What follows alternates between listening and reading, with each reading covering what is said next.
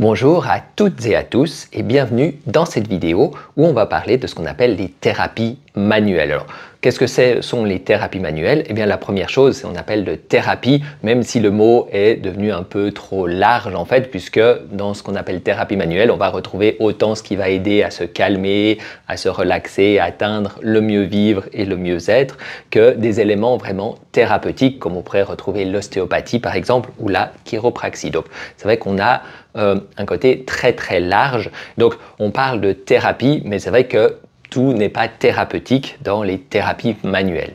Et puis le côté manuel, donc utiliser ses mains finalement pour soulager l'autre. Donc dans les thérapies manuelles, on va utiliser nos mains pour pouvoir aider l'autre à aller mieux, soit simplement se détendre déjà parce que c'est énorme, se déstresser, être plus dans le système nerveux parasympathique et donc beaucoup plus calme, ou pour enlever certaines douleurs, certaines tensions, par exemple si on a des courbatures après le sport, ou bien des problèmes plus importants comme des contractures importantes, ou bien carrément le suivi de maladies comme des déchirures musculaires ou comme des tendinites, ou alors des problèmes articulaires.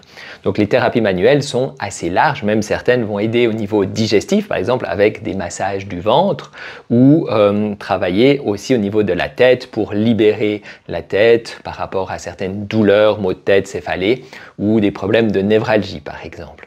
Donc on voit que ça peut être assez large dans ce que ça permet, que ce soit un niveau relaxant qui aide, un niveau aussi esthétique pour le poids, pour avoir une peau plus ferme par exemple, une peau plus jeune, ou un niveau plus thérapeutique. Si on se déplace une vertèbre par exemple, eh bien l'ostéopathe va pouvoir remettre en place ces vertèbres.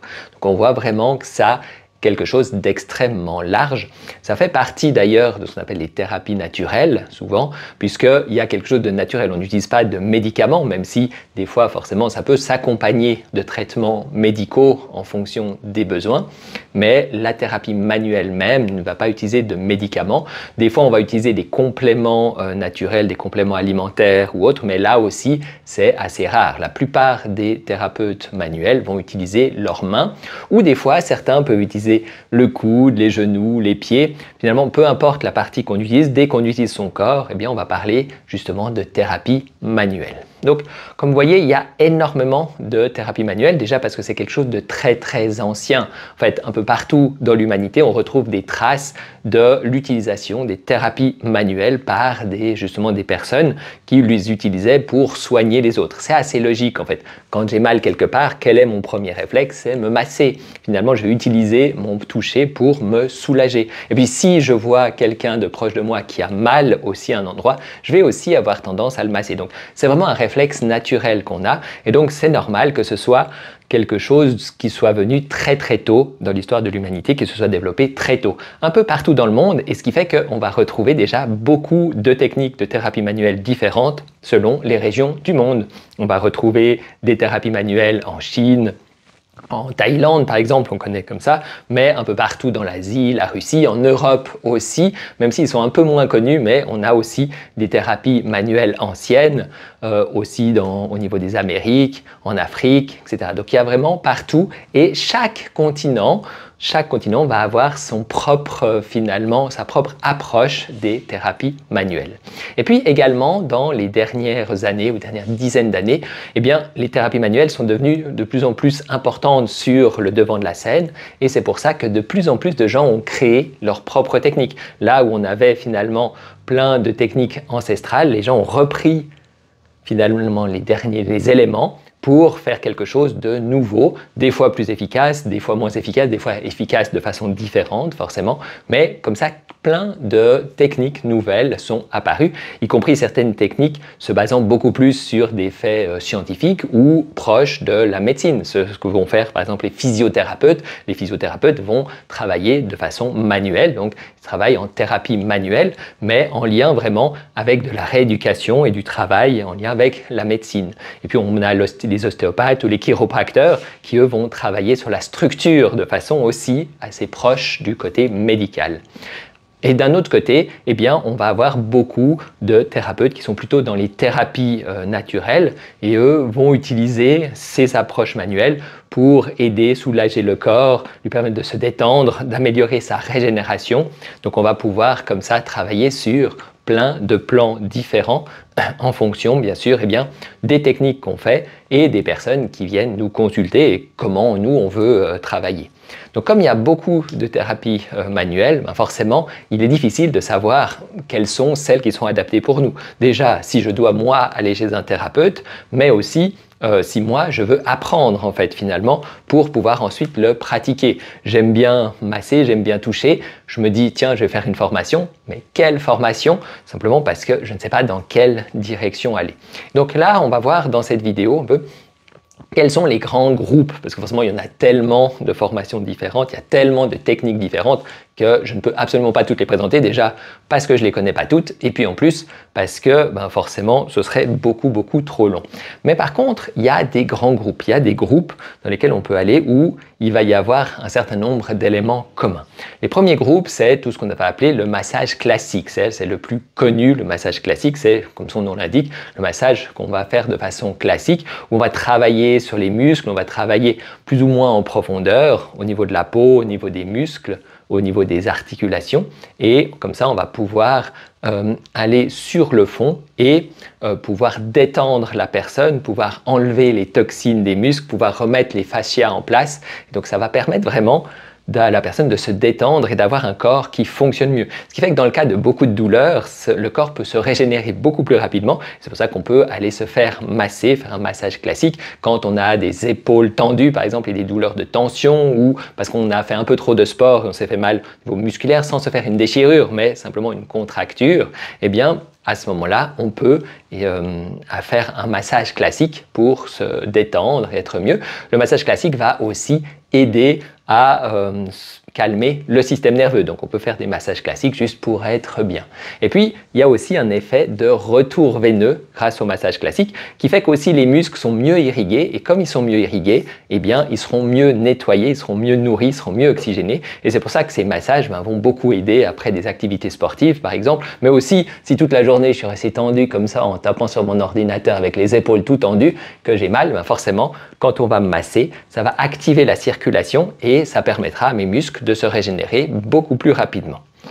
Au niveau occidental, souvent le massage classique de base, c'est le massage suédois, mais on peut utiliser aussi des massages comme le massage californien, par exemple, qui est tiré du massage suédois. C'est toutes des formes de massage, justement, où on va travailler sur tout le corps avec des mouvements classiques, des protocoles classiques, mais aussi des protocoles spécifiques pour aider dans certains cas de pathologie, enfin de maladies et de problèmes, des problèmes vraiment spécifiques. Mais par exemple, j'ai mal au dos, j'ai un problème une épaule qui est douloureuse parce que c'est trop tendu. Alors bien sûr, on va pouvoir avec le massage classique aider que dans les cas souvent les plus légers, mais qui sont aussi les plus courants. Mais forcément, si j'ai une vertèbre déplacée, il faudra souvent que j'aille chez l'ostéopathe.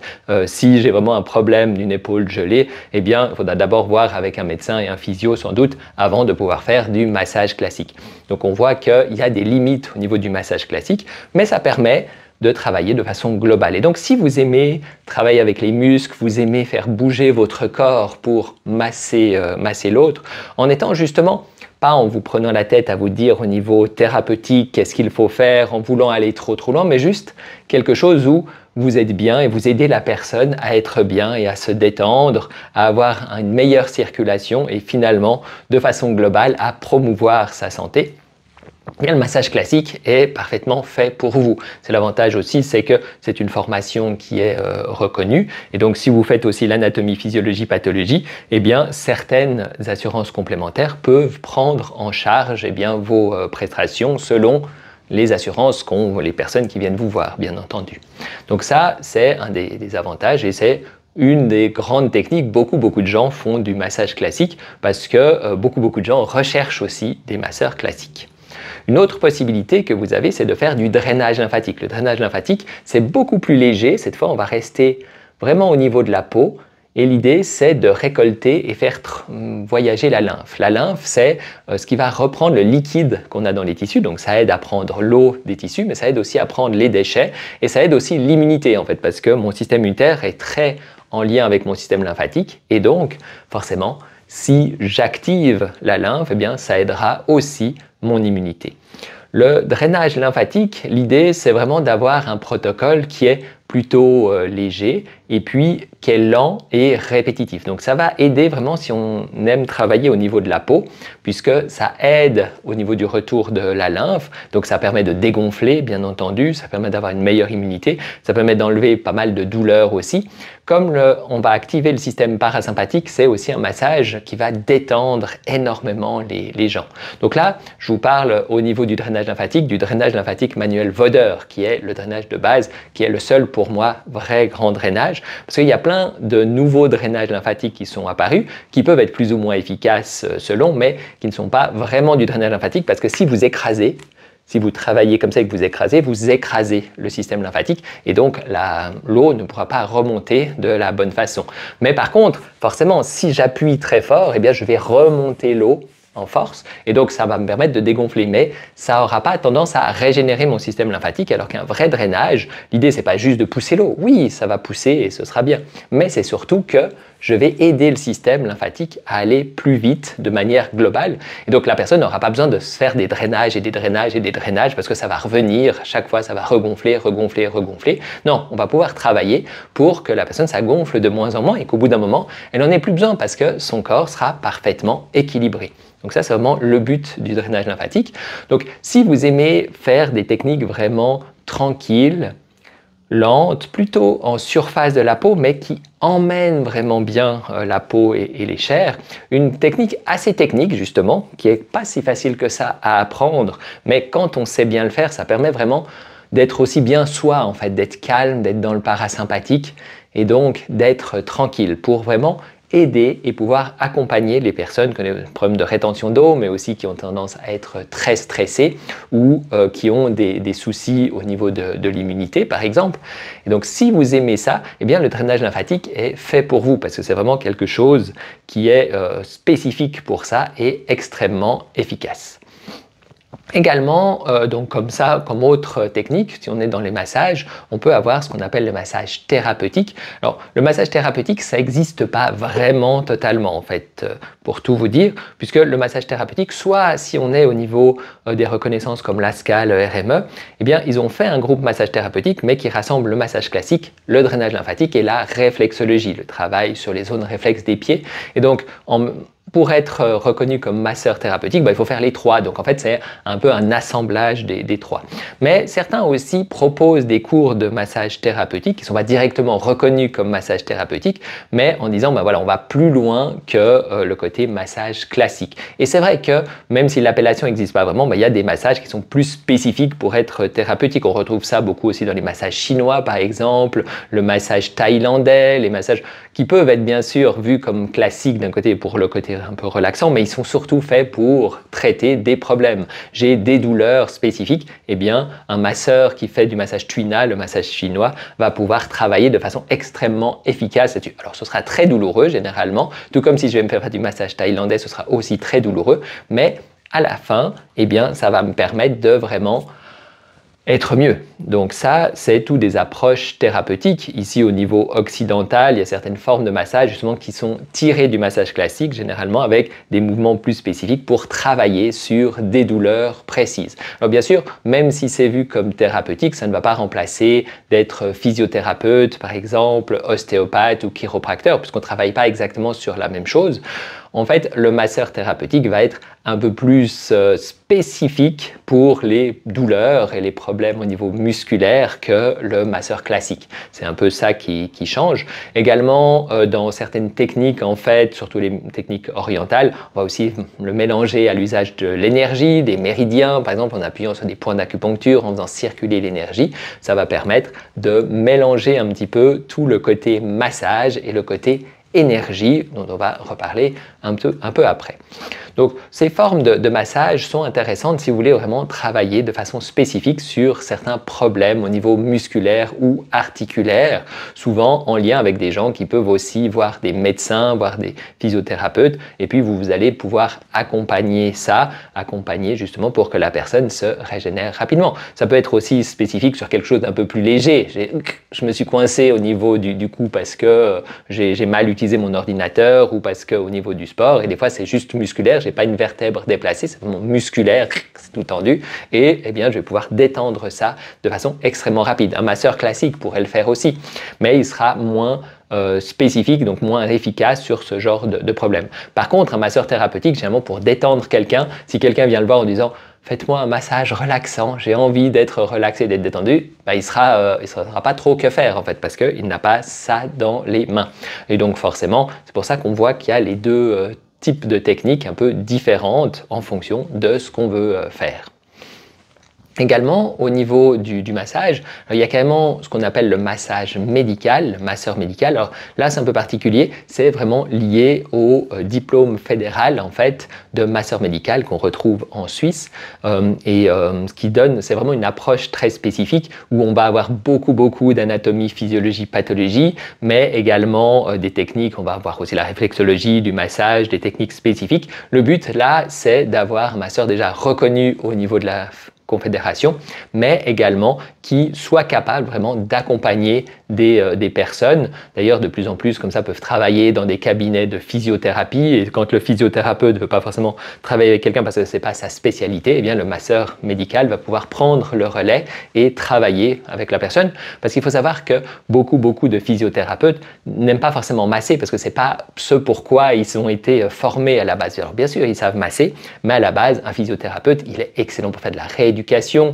pour travailler justement sur les positions, pour voir comment rééquilibrer de façon globale le corps, mais le massage même, c'est pas forcément son truc. Certains, oui, aiment bien, mais la plupart des physiothérapeutes que je connais, finalement, quand quelqu'un vient en ayant une douleur et puis ils ont un bon médical pour faire plusieurs massages, 6 massages, ils font la tête en fait parce que c'est pas du tout ce qu'ils aiment faire et ce pourquoi ils sont devenus physiothérapeutes. Et donc forcément, eh bien, un physiothérapeute, là, est content de travailler avec un masseur médical. Donc, le massage médical, c'est vraiment très spécifique. C'est pour les gens qui veulent être bien reconnus et pouvoir travailler comme ça avec cette reconnaissance et qui sont prêts à faire de longues études parce que c'est vraiment beaucoup d'heures de formation.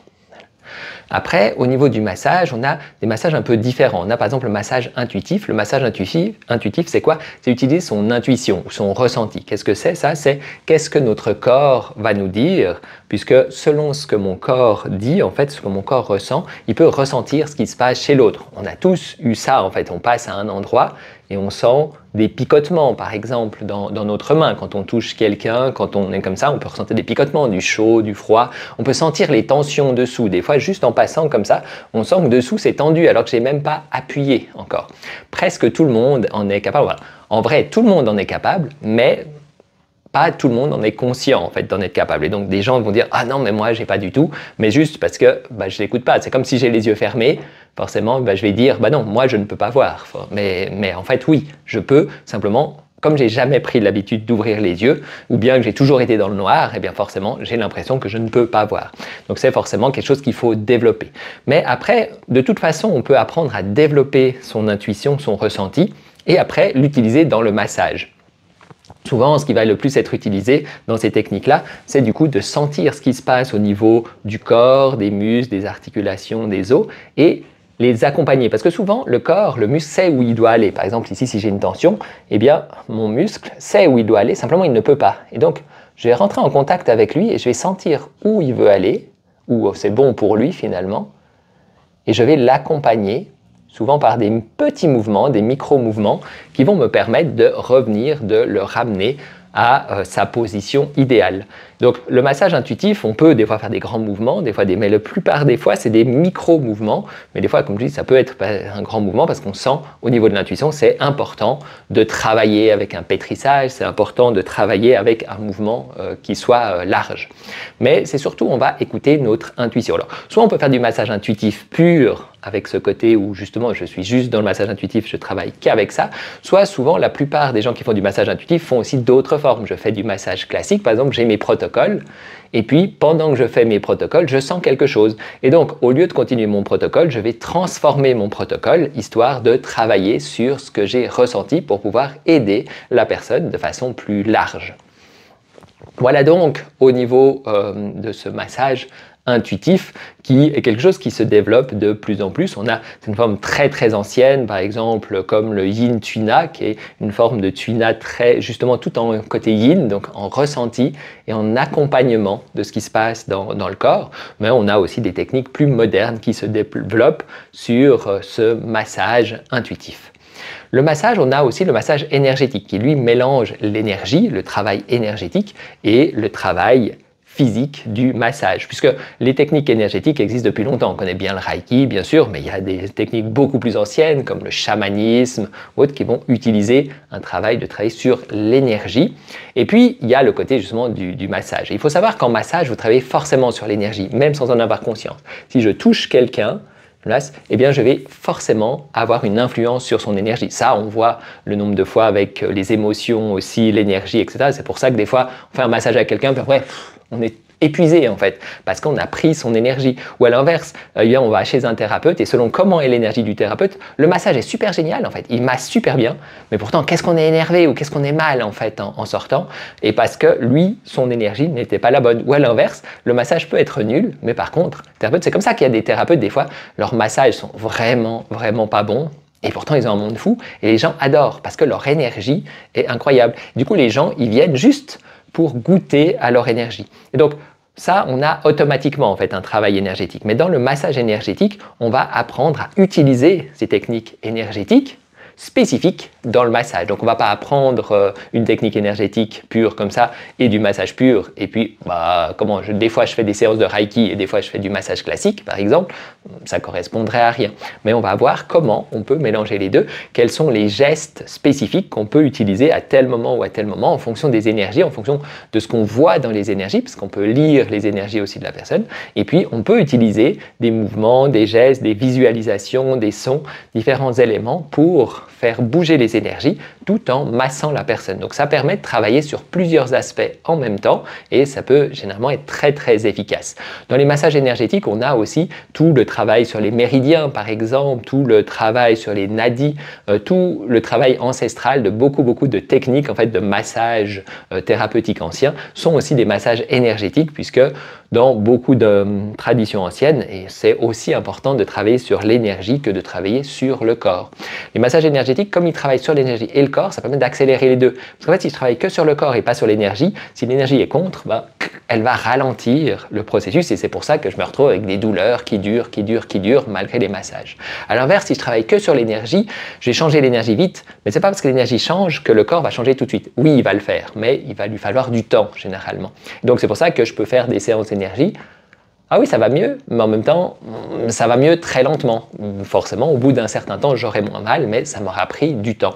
Et donc là, en faisant énergie et massage, je vais pouvoir aller beaucoup plus vite. Et donc ça va me permettre, comme ça, de soulager les gens beaucoup plus rapidement et les amener vers le mieux vivre. Voilà, après on va avoir aussi des techniques assez spécifiques, par exemple tout ce qui est en lien avec la réflexologie. Donc la réflexologie, c'est le travail sur les zones réflexes. On a sur le corps des zones réflexes. Une zone réflexe, c'est quoi? C'est comme une forme de bouton qui permet de travailler sur un organe interne. Les zones réflexes les plus connues, c'est sous les pieds. On a sous les pieds des zones réflexes qui correspondent à tout notre corps, mais on a aussi sur les mains par exemple, on a aussi sur les oreilles, en auriculothérapie, aussi sur le visage qui est vu en multiréflexologie faciale ou Dien Shan par exemple, on a aussi sur le dos, sur le ventre, etc. Donc on peut avoir des zones réflexes un peu partout et c'est pour ça que les formes de réflexologie se sont largement développées. La plus traditionnelle, c'est vraiment celle des pieds qui s'est faite au début, puis celle des mains. Les oreilles sont très utilisées aussi en Chine depuis très longtemps et ça s'est aussi démocratisé en Europe. De façon plus récente, il y a l'utilisation au niveau du visage, la réflexologie faciale, qui a l'avantage d'aller très vite. En fait, elle est beaucoup plus rapide. Souvent, on peut soulager des douleurs en quelques secondes. Donc, c'est quelque chose d'extrêmement intéressant au niveau, justement, pour aider les personnes à aller mieux. Également, qui mélange massage et réflexologie, vous avez la réflexologie du dos qui fait que vous travaillez sur les zones réflexes tout en massant la personne. Et donc, forcément, vous avez le meilleur des deux mondes en même temps. Donc, la réflexologie, enfin les réflexologies, il y en a plein. Tout dépend après sur quoi on veut travailler de manière spécifique, comme ça. Par exemple, celle des mains est souvent vue comme plus efficace sur tout ce qui est psycho-émotionnel. Donc, si des gens ont quelque chose au niveau psycho-émotionnel, une réflexologie des mains va aider beaucoup. Celle des pieds est très efficace pour travailler sur le corps et le métabolisme, par exemple, de façon générale ou spécifique pour travailler sur tel système ou tel système ou tel système. Celle du visage permet de travailler sur tout le corps, mais surtout d'aller très très vite traiter les douleurs, les problèmes, tout ce qui coince. Celle des oreilles demande souvent un peu plus de temps. Par exemple, on peut mettre des graines ou même des petits clous comme ça pour travailler sur long terme, mais ça permet vraiment des transformations très très profondes et sur le long terme. Donc vous voyez, il y a différentes possibilités en fonction finalement du type de réflexologie que vous préférez. Comme ça. Donc voilà au niveau de la réflexologie, enfin des réflexologies de manière un peu plus large. Et puis après, on va avoir des techniques aussi qui utilisent des instruments comme les ventouses. Par exemple, les ventouses sont connues depuis très très longtemps, un peu partout dans le monde. Et puis ici en Europe, en tout cas, c'était devenu un peu désuet en disant ouais, c'est le truc de ma grand-mère, quoi. Ça sert pas forcément à grand chose. Et en fait, ça revient vraiment parce que les ventouses, eh bien, sont extrêmement efficaces. Elles permettent de décoller les muscles, décoller les fascias, donc les couches autour des muscles, d'attirer du sang, d'augmenter la capacité de régénération du corps. Et d'ailleurs, de plus en plus de sportifs les utilisent, pas parce qu'ils sont blessés, mais pour augmenter leur capacité sportive. Donc on voit des sportifs comme ça avec des ronds rouges sur le corps parce que ça va activer comme ça et ajouter à leur efficacité. Donc c'est vrai que c'est là aussi où ça s'est fait plus connaître et c'est très très utilisé. Alors par exemple en Chine, c'est utilisé depuis très très longtemps et toujours, ça n'a pas diminué en fait parce que c'est vraiment très utile pour travailler sur le corps, pour le détoxifier aussi, ça enlève les toxines par la peau et pour se détendre. Donc c'est vraiment quelque chose de très avantageux à pouvoir utiliser. L'avantage c'est qu'en plus c'est très simple à utiliser et ça peut se combiner. Alors rarement sont les gens qui disent que les ventouses, c'est possible, mais souvent on va pouvoir le combiner avec d'autres techniques. Je fais du massage et je peux poser des ventouses. Par exemple, je fais de la réflexologie et je peux poser des ventouses, etc. Donc on peut comme ça travailler avec les ventouses sur un peu tout. L'avantage des ventouses, c'est que je peux les poser et justement aller travailler ailleurs pendant que ça travaille. Bien sûr, je mets par exemple sur le dos et puis je peux aller masser les jambes. Je peux aussi simplement au niveau des ventouses, après les faire bouger, mais ça c'est des techniques un peu plus spécifiques, mais je peux apprendre des techniques spécifiques qui me permettent d'être encore plus efficace. Les ventouses peuvent s'utiliser sur les muscles, sur les points d'acupuncture, sur les méridiens par exemple, sur tout ce qui est périarticulaire aussi, pour pouvoir vraiment travailler de façon un peu globale. Voilà donc pour le côté des ventouses. Après, comme autre technique un peu spéciale, on peut avoir des techniques comme la fasciathérapie. Donc les fascias, comme je vous disais, ce sont les couches autour des muscles et pendant longtemps, on disait oui, bon, voilà, on savait qu'ils existaient, mais on ne les voyait pas comme si importants. Et maintenant, on sait que ces fascias sont très importants. Ils tiennent le muscle en place, ils le protègent, ils l'aident à bien travailler. Et très très souvent, des problèmes qu'on croit musculaires sont des problèmes de fascia. En fait, les fascias se durcissent, manquent de souplesse, ils se collent, en fait, ils sont chargés en toxines. Et du coup, eh bien, le muscle n'arrive plus à bien fonctionner et je me fais mal, je n'arrête pas de me refaire mal. Souvent, des gens qui ont des douleurs chroniques au niveau du dos, par exemple, au niveau de certaines articulations, c'est vraiment lié à ça. Et quand ils apprennent à mieux travailler au niveau de leur fascia, eh bien, ça permet justement d'avoir des muscles qui fonctionnent beaucoup mieux. Donc, comment on peut travailler au niveau des fascias? Alors, soit par le stretching thérapeutique. Le stretching thérapeutique, c'est on va étirer le muscle et le fascia de façon bien sûr mesurée. C'est pas un stretching sportif où on le fait après le sport, ce qui est très bien aussi. Mais forcément, si je suis blessé, c'est pas toujours l'idéal. Comme ça, le stretching sportif. Mais par contre, le stretching thérapeutique, le but, c'est vraiment de travailler sur ces fascias pour permettre à la circulation de se refaire à l'intérieur et leur permettre de se régénérer. On peut aussi utiliser des techniques comme la fasciathérapie. La fasciathérapie, eh bien, on va vraiment travailler de façon spécifique sur les fascias, soit avec des micro-mouvements, soit avec ce qu'on appelle la pulsologie. La pulsologie, c'est qu'on va sentir une pulsation et en sentant cette pulsation, ça va permettre au fascia de se remettre en position et de mieux travailler. Donc ça, c'est des techniques qui sont possibles. On peut beaucoup utiliser aussi l'intuition. En fait, dans le massage intuitif, il y a tout un travail généralement au niveau des fascias pour justement travailler, les rééquilibrer comme ça. Le massage intuitif est souvent très efficace là-dessus. Donc, la fasciathérapie ou tout ce qui concerne les fascias, ça peut être intéressant. Souvent, soit on peut l'utiliser seul, bien sûr, parce que c'est un travail minutieux, extrêmement efficace fait seul. C'est vraiment pour les gens qui aiment bien être précis dans où ils vont et comme ça faire des micro-mouvements, parce que pour les fascias, on ne va pas faire des grands mouvements, faire des petits mouvements, pouvoir rajouter du stretching thérapeutique, par exemple des étirements, et donner des exercices du coup aux personnes, comme ça elles rentrent chez elles et elles ont quelque chose à faire. C'est pas juste comme ça la séance et puis rien derrière. Donc ça va permettre vraiment de travailler à fond. Donc on peut le faire seul. On peut aussi le mélanger à d'autres formes de massage. Alors rarement dans une même séance, mais par contre, entre plusieurs séances, on peut travailler de façon holistique comme ça sur différentes parties du muscle. Voilà donc pour au niveau de la fasciathérapie. Et puis également, on peut aussi, de plus en plus, se développer des techniques manuelles qui sont aussi liées au psycho-émotionnel. Donc, qu'est-ce que c'est ça, ces techniques-là? Eh bien, on sait que le corps est très relié aux émotions. Et on le sait bien, des fois, les émotions se mettent dans le corps. Par exemple, je suis comme ça parce que je suis énervé et du coup, mes épaules sont crispées. Je ne me sens pas énervé, mais mes épaules sont crispées. Et j'aime me faire masser.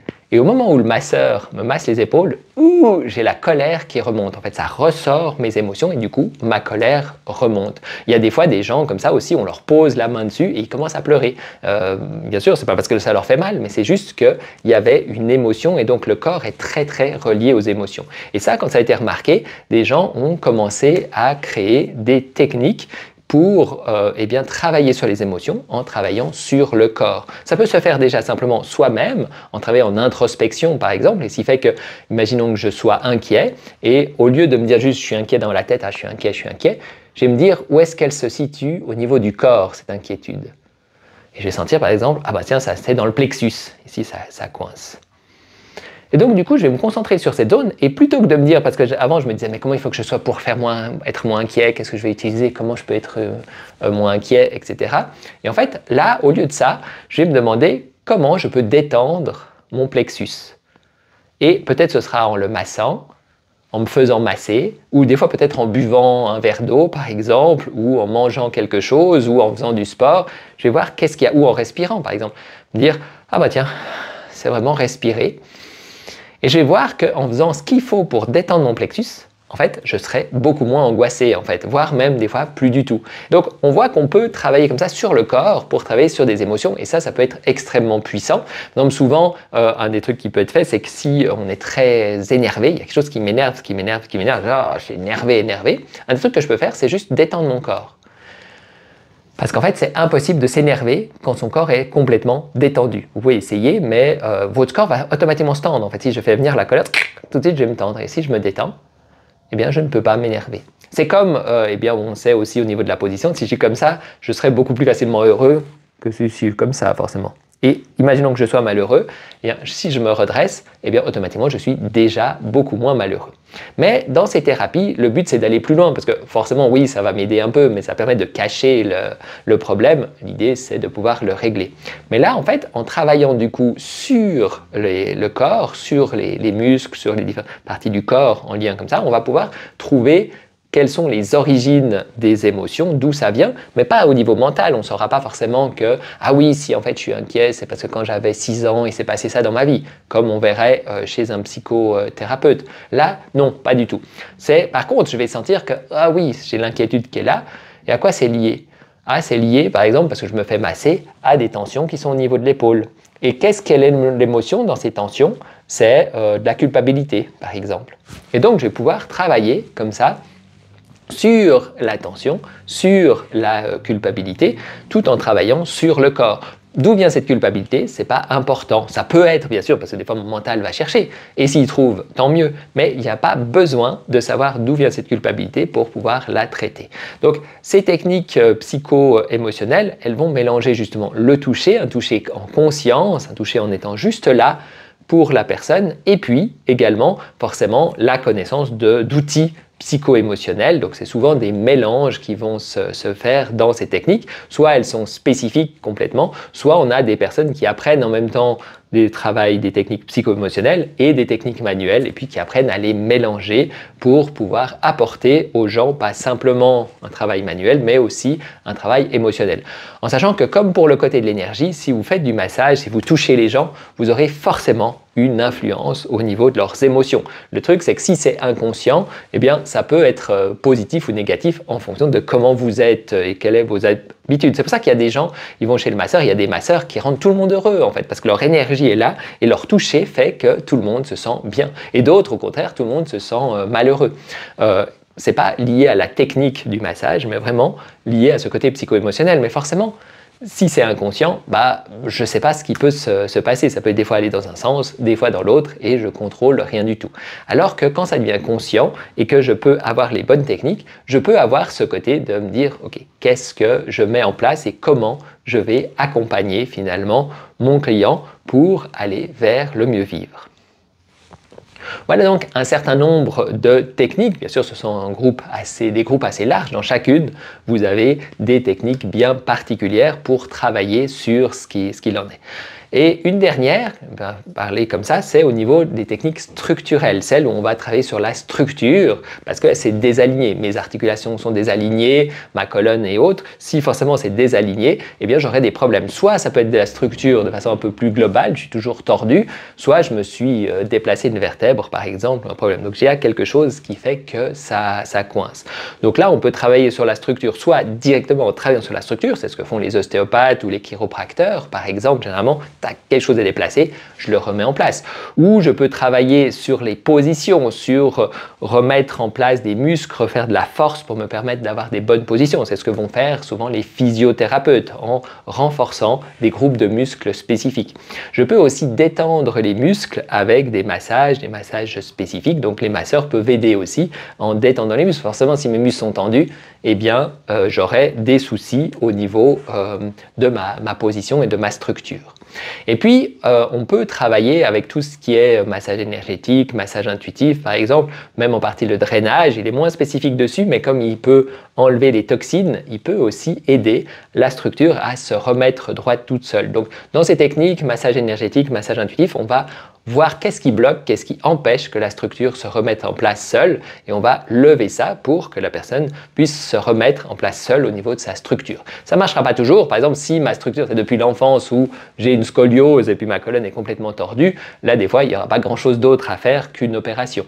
Mais par contre, si c'est en lien justement avec une habitude, eh bien je vais pouvoir transformer cette habitude pour me tenir plus droit et donc forcément permettre à ma structure d'être bien mieux équilibrée.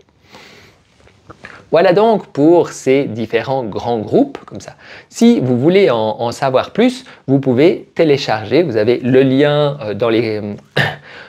sous cette vidéo, dans la description, comme ça, vous avez un e-book en fait, gratuit qui va vous expliquer non seulement par rapport à ces techniques, mais aussi pour la plupart d'entre elles, vous amener un outil que vous pouvez utiliser dans votre pratique ou dans votre vie de tous les jours directement. Comme ça, c'est vraiment des outils pour que vous puissiez tester. Le but, c'est pas des outils forcément qui vont être d'une grande aide, mais forcément, ils seront limités puisque c'est juste un outil, mais ça va vous permettre de tester, de voir, ok, comment je me sens là-dedans et même si vous ne vous sentez pas si bien que ça, eh bien cet outil, comme je vous dis, va vous permettre de vous aider vous-même ou d'aider vos proches ou pour les thérapeutes, d'aider vos clients aussi.